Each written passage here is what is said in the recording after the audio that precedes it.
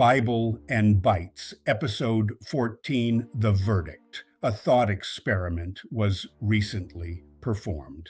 They asked a powerful AI, no leading questions, no stacking the deck, to evaluate the world's major belief systems and determine which one makes the most rational sense, which worldview explains the most about reality while requiring the fewest leaps of faith. And the answer the machine gave back: Christianity. So today we're asking a question we raised in our very first episode. What happens when the coldest, most logical tool humanity has ever built takes an honest look at faith? I'm John Tucker. This is Bible in Bytes. Here's how it worked, and the methodology matters. They didn't ask the AI to defend Christianity. They asked it to weigh 5 worldviews: atheism, Buddhism, Islam, Hinduism, and Christianity, against a simple 2-part test. Which worldview best explains reality, and which one does it while requiring the fewest unsupported assumptions, highest explanatory power, lowest evidentiary burden, and they ran each one against the same hard questions. Why does anything exist at all? Why is the universe ordered and intelligible?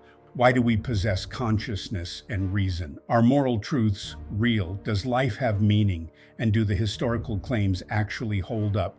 Here's what came back. Atheism scored well on simplicity, but struggled to explain why the universe exists, why it's governed by rational laws, or why we experience morality as real and binding.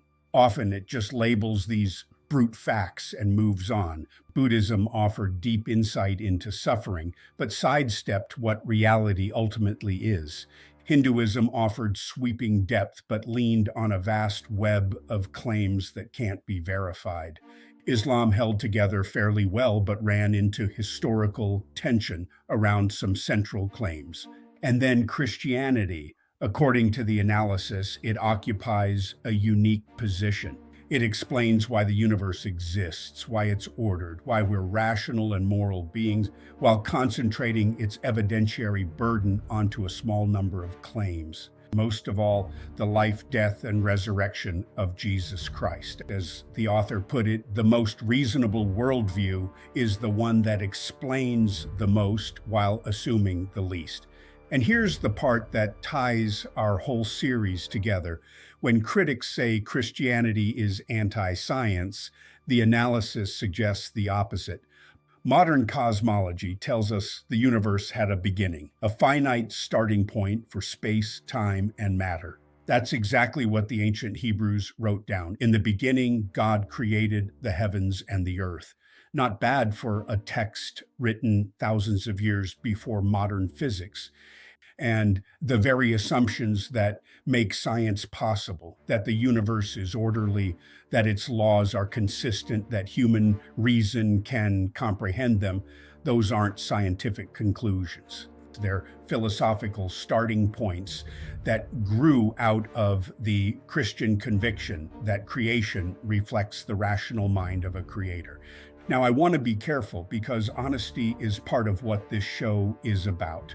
This experiment does not prove Christianity is true. An AI reflects the logic and evidence available to it, and a person can prompt a machine toward almost any conclusion if they try. Faith is not the product of an algorithm. These questions require personal engagement, study, reflection, and prayer. But here's what it does show. Christianity is not a leap in the dark. It is not the abandonment of reason. For 2,000 years, serious Christian thinkers have argued that faith is grounded in reality. Critics dismiss that as wishful thinking. And now a relentlessly logical tool with no soul and no stake in the outcome runs the same analysis and arrives at a remarkably similar place. That should at least give us pause. This is exactly what we said in episode 1. AI is not a threat to faith, it's a tool, and if what we believe is actually true, grounded in the nature of reality itself, then we have nothing to fear from a machine that follows logic wherever it leads. First Peter 3:15 tells us to always be prepared to give an answer to everyone who asks you to give the reason for the hope that you have. And faith has never asked us to check our minds at the door. And Romans 1:20 puts the capstone on it. For since the creation of the world, God's invisible qualities have been clearly seen, being understood from what has been made. The evidence was always there, woven into what God made. We're just building new instruments to see it more clearly. So, no, a machine can't hand you faith, it can't pray for you, and it can't stand in for the encounter with God that only you can have. But it might clear away the lie that faith and reason are enemies. It might show a skeptic that the door to belief is far more reasonable than they were ever told. And for some searching soul out there, that might be the very thing that gives them permission to take God seriously for the first time. We began this journey with a simple claim that the advances of AI would illuminate the truths of our faith rather than erase them. 14 episodes later, that claim is holding up better than ever. Has AI ever made you think differently about faith, for better or worse? Drop your thoughts in the comments below. I read everyone. And if this episode spoke to you, share it with a skeptic who needs to hear it. I'm John Tucker. See you next week on Bible and Bytes.